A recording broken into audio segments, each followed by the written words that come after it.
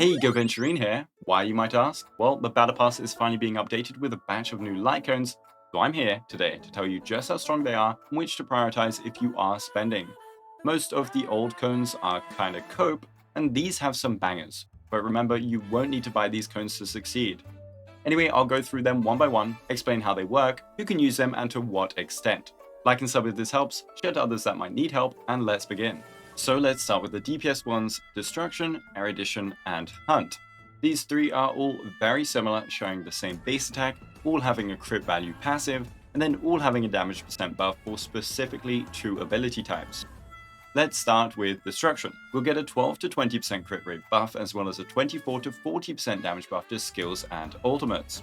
Very simple stuff, skill and or ultimate based damage dealers will appreciate this.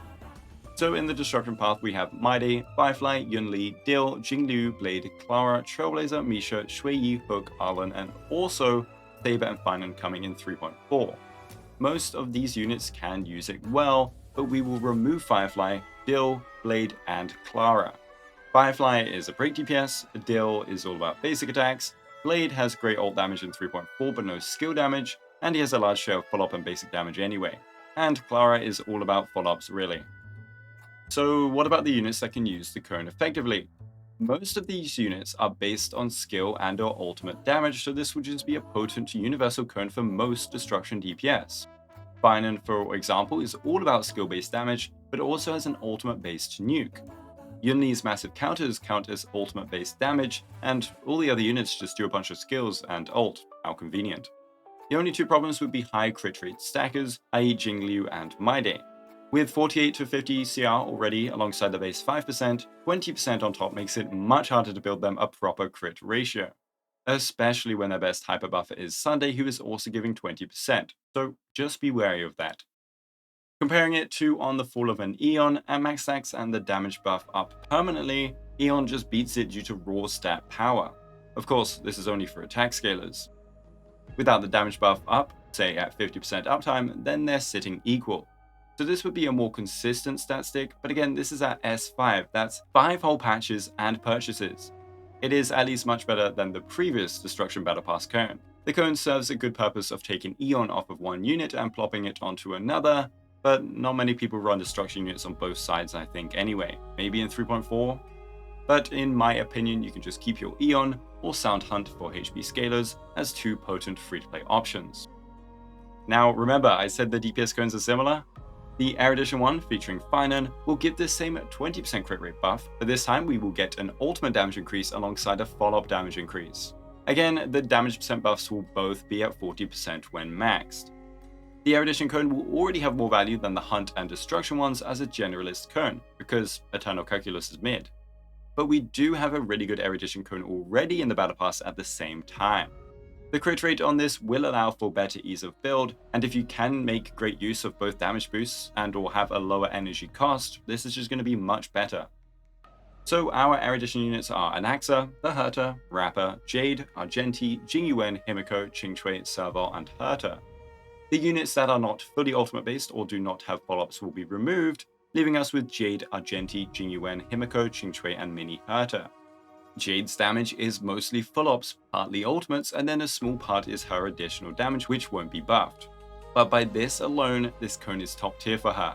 This will be her second best in slot alongside her signature, only being beaten by Night on the Milky Way in permanent 5 targets. I've also calculated S1 for you guys since the cones are brand new. Jingyuan has a bunch of damage everywhere, but his Lightning Lord, especially with Sunday, keeps on slamming enemies, and Lightning Lord counts as a follow-up attack. Ult damage is also welcomed. Well again, due to the crit rate overwhelming the simple damage buff from Peaceful Day, this will be one of Jingyuan's best cones at maximum superimpositions. Argenti is mostly the Herta battery, but on a DPS build he can make great use of the CR and ultimate damage. But because he can't make use of the follow-up part and also is high max energy, the other Erudition cone is a better option for him. He still does substantial skill damage after all. Himiko can still be played crit, and in modes where she can spam follow-ups, this will be better than Peaceful Day. Outside of Pure Fiction though, I'd stick to the reliability of the skills damage, which is buffed by the previous Erudition Battle Pass cone. This goes for Mini Herta too. In Pure Fiction, she is a follow-up spamming beast and can maximize this cone, but in other content not so much. You only really play her in pure fiction anyway though, so if you want a high DPS cone for her, you can stick this on her. But she really just works well with budget options, so I don't think I'd invest the money. And finally, Qing Shui is weird since her Otaki proc is a follow-up, and she does a ton of ultimate damage with the proper combo. But again, I'd rather just stick to the old cone if you have it, as it would buff her whole kit by a larger amount damage percent wise. Not worth the repurchase. Last but not least of the damage trio cones, we have the Hunt cone. It will start on Naxa, which is fun because he is basically a Hunt unit. This cone at least varies a bit from the others, as it has crit damage instead of crit rate, though not gonna lie, I prefer crit rate.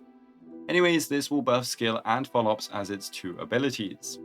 Boot Hill, Dr. Ratio, Fei Xiao, Yanqing, Topaz, Zila, Imaginary March 7th, Moza, Sushang, and Win Danheng are our Hunt units. We also have Archer coming soon. Boot Hill, Zila, Imaginary March 7th, Sushang, and Win Danheng can be excluded. They either don't have follow-ups or just don't have enough or any skill-based damage to bother with this cone. So Dr. Ratio, Fei Xiao, Yanqing, Topaz, Moza, and Archer left. In the case of sub DPS like Topaz and Moza, you're probably not maximizing Stellar C's passive. It requires kills for maximum potential, so the Battle Pass cone will be one of the strongest options for their DPS output. But if you have a Topaz signature on them from the OG days, keep that, and their damage isn't necessary enough to buy 5 Battle Passes for. And so then Dr. Ratio, Fei Xiao, Yanqing, and Archer can all use this cone as main carries. Dr. Ratio, Yanqing, and Archer have ultimate damage on top that won't be buffed, so the first two would prefer Stellar C at 100% attack uptime and 50% crit uptime in my calculations, but they can use this new cone if you prefer the consistency. For Archer specifically, I will have calculations out on him when his guide comes out. Fei Xiao does skill-based damage and her big ultimates are counted as follow-up damage, so she has the best use case for this cone among all Hunt units.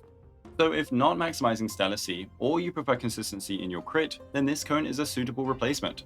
It's nothing game-changing, so again, I wouldn't invest into it just to replace the Stellar C. It's weird, it has really nice stats, but Stellar C is just so good and free. It's a bit like on the Fall of a Neon for the Destruction Path. Though finally, if you don't have another good cone alongside Stellar C and you use 2 Hunt units, then maybe you could pick it up. But now, let's check out the other light cones in the Battle Pass. Since Cypher is out right now, why not continue with Nihility? And Little Ika is just dead. F in the comments for him please. The first part is a simple and small damage boost. It's nothing too amazing, but it's useful for sub DPS Nihility. The second part, however, is the juice, as we can get a 10 to 16% vulnerability on our attacks. Though we have been getting more and more vulnerability recently, and modes like Pure Fiction and Apocalyptic Shadow are quite abundant in it. So in practice, it won't be a 10 to 16% boost a lot of the time. But it is just another resolution type cone that can go on any amplifier, and its base chance is 100% at all super impositions, unlike resolution. It also has the advantage of lasting 2 turns, just like Cypher's cone, which gives it the edge for ease of use. And just like Cypher's cone again, we can also reapply it with back-to-back attacks, so this is a very nice cone for Acheron teammates. You could get 1 copy and then focus on something else if you just want the base utility for an Acheron team or you're missing a resolution cone, as 4 whole extra copies for 6% extra vulnerability is very low value. The new Silverwolf can use this, so can the new Kafka since she's more supportive, and so can any previous Nihility sub DPS or damage amper like Cypher, Pella, Zhao Cho. Just remember, we all have a free tutorial S5 we can use as well, and watch out for those pesky EHR needs when swapping to this cone. I would prefer tutorial on Kafka and resolution on Silverwolf. I think it's mostly usable as a cheaper but weaker Cypher cone on Cypher specifically. Continuing with amplifiers, let's check out the Harmony cone. After entering battle, increases all allies break damage by 16 to 24%. I think some people will accidentally skip over this cone, but this is deceptively powerful. This is the only source of break damage percent in the game outside of Fugue E4 of all places, and maybe Sim Uni or something, making this legit our first decently accessible source of break damage. But Goba, break doesn't scale with damage percent, right? You're right, it doesn't scale with universal damage percent buffs like Raw Maze skill or elemental damage percent, but break damage percent is a real multiplier, it is just insanely rare. There is a much more common source for specifically super break damage percent, and that is Harmony MC's A2. Though this is a separate multiplier to break damage percent and won't affect normal break based damage, only super break. Harmony MC's A2 is why they are still so potent as super break amplifiers despite Fugue's release, as it counts as what we call super break damage percent. Now, Harmony MC's super break damage percent will work for the team super break damage instances that come from specifically the MC's A2. That means any super break damage instances derived from Fugue's passive or Firefly's innate super break do not get this damage percent. This break damage percent in the Harmony cone, however, works as a permanent buff, and break damage percent works for both break damage and super break damage. So it works as both a new rare multiplier to all break damage from all sources in the team, as well as an additional multiplier to super break damage percent from all sources in the team. Because of the scarcity of this multiplier, if you are a Break Enjoy and buy the Battle Pass, I would definitely pick this up over the Nihility one. 1.16 to 1.24 times straight up damage amp with higher value superimpositions. I would just recommend picking up one though just to get started, no need to max it if you want other cones or don't want to spend too much. This could go on Harmony MC, though Dance Dance Dance can be incredibly powerful if you have it, especially in pure fiction. So this could instead go on Raw Mei. Her signature isn't too useful in Super Break anyway. You wouldn't get the guaranteed 3-turn ult, but Quid Pro Quo or Shared Feeling supports, or just getting smacked around can let you get it. And if you run Boot Hill, he likes Bronya or Sunday, who can also make use of this cone. Awesome stuff. Before we move on to our sustains, let's quickly check out the Remembrance cone. Did Castris Enjoyers get an alternative? Our previous pass cone offers crit rate, which she gets a ton of already, and damage percent, which she also gets a ton of. Well, this one just goes all the way to the other side of crit and sends us 24 to 40 crit damage on the wearer, and then an additional 24 to 48 crit damage for the Memo Sprite's damage. Since the Memo Sprite will share our crit damage before entering battle, and this gives us that crit damage on the stat page, this means not only do we get a nice buff for ourselves, but a very large crit damage buff for our Memo Sprite. Well, for Kesseris, this is just an easier to use version of the other cone and basically the same in power. It just lets you not overcap on CR like the other one, but if you already invested in said cone to replace her signature, just stick with that. It's also not worth it for RMC over the Herder Shop cone or Victory in a Blink. Icing could use this for funny DPS memes, I guess, but good luck on her speed threshold if doing so.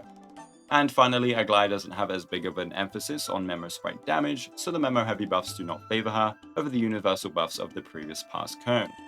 So this one is underwhelming right now. The first Battle Pass cone for Remembrance is just nicer. I'd prefer the variety of stuff Sweat gives. Okay, that sounds weird, but the light cone I mean. This is just a whole ton of one buff, even if it's a lot, but maybe a future Remembrance will want it. Anyways, onto our final cones, our lovely sustained unit cones.